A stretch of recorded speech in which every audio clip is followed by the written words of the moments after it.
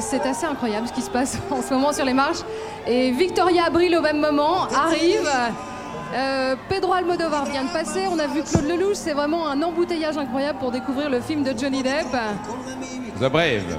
Et voici donc Victoria. C'est un concours de poitrine ce soir. Ophélie Winter avec Mademoiselle Agnès. Elle a fait une photo avec Roman Polanski. On a déjà une idée sur la gagnante quand même. Voilà Pedro Almodovar. Parce oui, que c'est Pedro, beaucoup votre copain. de réalisateurs sont arrivés cet après-midi à l'aéroport. De grandes signatures. Emily Watson, qui était quand même la grande héroïne l'année dernière du film de Lars von Trier, puisqu'on parlait d'elle, elle devait obtenir le prix d'interprétation. Et voilà, petit clin d'œil pour Béatrice et Abel Ferrara. Pascal Légitimus, qui est venu aussi, vous voyez, c'est vraiment, comme quand je vous disais, le choc des cultures, c'est vraiment ça. Et la très belle Chiara Mastroianni. Qui est venue en hommage à son papa. D'accord, deux films avec Mastroianni sont Isabelle, comme on a la chance d'avoir Abel Ferrara. Coppola en direct, Francis Ford Coppola. Décidément, les cinéphiles vraiment n'en reviennent pas. On n'a jamais vu autant de grands cinéastes ce soir sur les marches. Francis Ford Coppola qui arrive. Je vous signale qu'on a vu aussi tout à l'heure passer les frères Cohen. Les Américains sont tous là, eux. Exact, oui. Il y a vraiment pour faire Abel Ferrara tout à l'heure en compagnie de Johnny Depp. Pour la première fois, réalisateur de ce film qui s'appelle The Brave, qu'on pourrait traduire par Le Courageux. C'est un très beau film sur l'histoire d'un homme qui décide de sacrifier sa vie pour nourrir sa famille qui est dans la misère. Vous parliez de musique aussi tout à l'heure avec Abel Ferrara, bien vous allez découvrir Iggy Pop. Voilà Iggy Pop, regarde ton musicien. Iggy Pop qui signe la musique de ce film, qui a un tout petit rôle. Et il l'avait rencontré sur un film qu'il avait fait avec Emir Kusturica, Arizona Dream. Voilà toute l'équipe de ce très joli film. Et c'est une sorte de retour aux sources pour Johnny Depp qui est d'origine cherokee. Il est d'origine indienne et il joue le rôle d'un indien dans ce film. Vous entendez les cris de la foule? J'ai surtout entendu ceux d'Abel Ferrara, moi. C'est un film très personnel pour Johnny Depp. Il l'a coécrit avec son frère. Où t'as passé la nuit, toi, Johnny? Et Marlon Brando joue dans le film 10 minutes mémorables. Marlon n'est pas là. Non.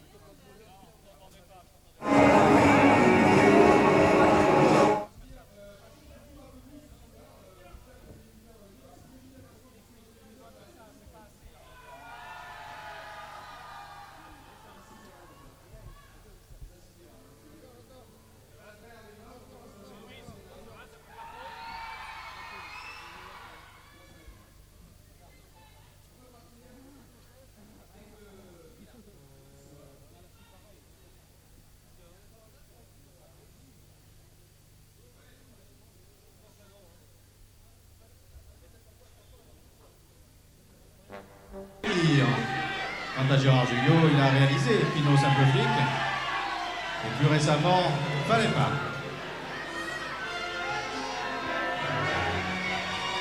Voici le couturier, monsieur de Castelbajac, accompagné de son épouse.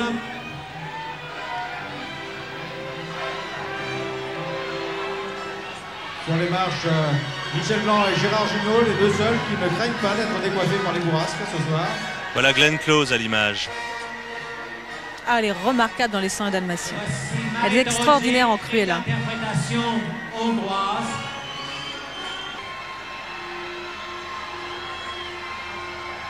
Voici Estelle Hallyday. Monsieur Alain-Dominique Perrin, son épouse et Estelle Hallyday parviennent sous le thé.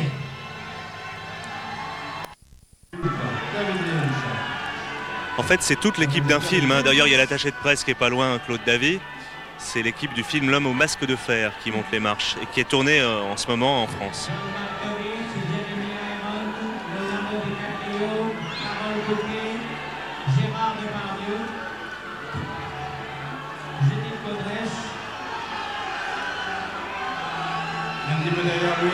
Festival de Cannes donne maintenant l'occasion, donc il est avec 10 heures de retard, c'est ridicule. Sous le nom de Rambo, Sylvester Stallone.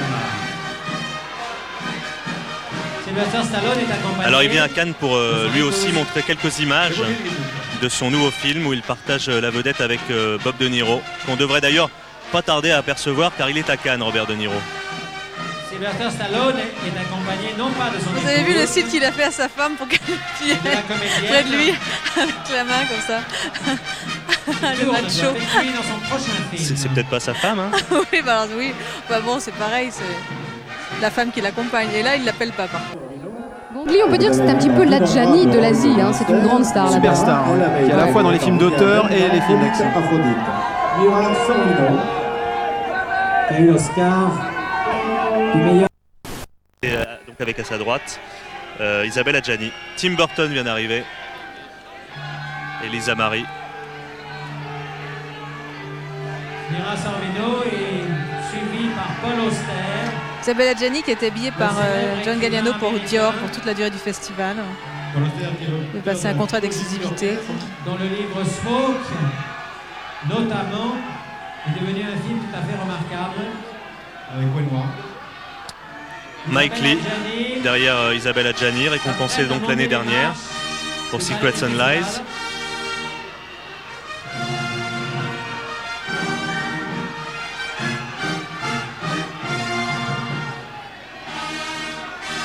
Le metteur en scène de théâtre Luc Bondy, membre du jury, et son épouse. On lui doit Jouer avec le feu de Strindberg avec Emmanuel Béard tout récemment. Et la merveilleuse actrice chinoise Gong Li qui s'apprête à faire désormais une carrière hollywoodienne. Nanni Moretti, à droite derrière Tim Burton.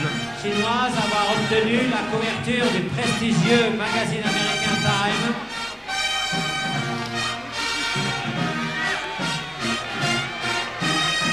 Gong Li qui était en 93 dans Adieu ma concubine. Adieu ma concubine qu'il a révélé au grand public, mais ça suivait Le Sorgho Rouge et tout un ensemble de films qui ont une carrière internationale. Gong Li qui est venu 4 fois à Cannes pour 3 films de Zhang Yimou et 1 de Chen Kaigi. Tim Burton, c'est le formidable réalisateur. Ils sont les Martiens là. En fait, Wim Wenders, pour choisir ses acteurs, il s'est inspiré pas mal de Cannes parce qu'Andy McDowell, il l'avait Ah oui, dans Sex, remarqué. mensonges et vidéos, quand lui était président du voilà, jury. il était président du jury, donc il l'avait vu et jusque-là, il n'avait pas trouvé de rôle à lui confier. Puis Gabriel Byrne aussi, qu'il a vu dans Usual Suspects, qui était passé à Cannes en 95. Burton avait été révélé par Beetlejuice. On a vu beaucoup là, de films dernièrement qui rassemblaient des familles, des tribus, de gens qui se connaissent dans la vie et puis qui font du cinéma ensemble. Là, dans ce film-là, la distribution vient plutôt d'une envie comme ça de Wenders de choisir des gens parce qu'il les a vus dans certains rôles, dans des films. Enfin, quand on interroge les acteurs, eux, ils avaient tous secrètement envie depuis des années de travailler avec Wenders. Ferme la marche. Sauf une des actrices qu'il a rencontrée dans un restaurant. C'était assez drôle parce qu'elle est actrice, mais elle servait dans un restaurant à Los Angeles dans lequel il est entré. Il a demandé un verre de vin, qu'il a ensuite renvoyé à la cuisine. Elle est revenue avec un autre verre de vin. Elle lui a dit « Vous devez être allemand au moins ». Elle ne savait pas du tout qui il était, mais elle l'admirait dans la vie. Elle a commencé à parler de l'Allemagne, du cinéma allemand et de Wim Wenders. Et lui devenait de plus en plus rouge. On va pouvoir commencer. Kevin Kline à l'image pour le film. Suite à la visite du président. Puis je crois aussi qu'il devait y avoir des répétitions pour découfler ce soir. Le nom de l'une des comédiennes, l'une des stars du film de Wim Wenders, mais on garde encore ce nom secret un instant. On aperçoit le scénariste à gauche, Nicolas Klein. En fait, ils ne sont pas partis ni des personnages ni d'histoire, ils sont partis d'une envie, d'un thème, de parler du thème de la violence.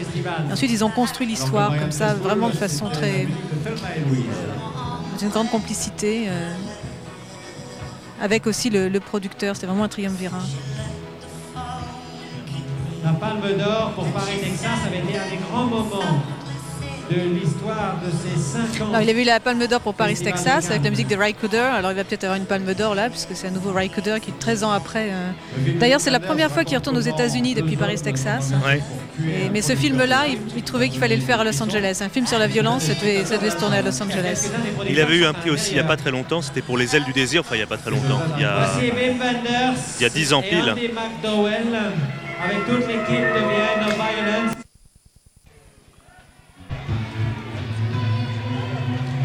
Ça y est, je vais vous aider. Vous êtes prête? Oui. Ça s'appelle quelque chose. Pascal Rabaud.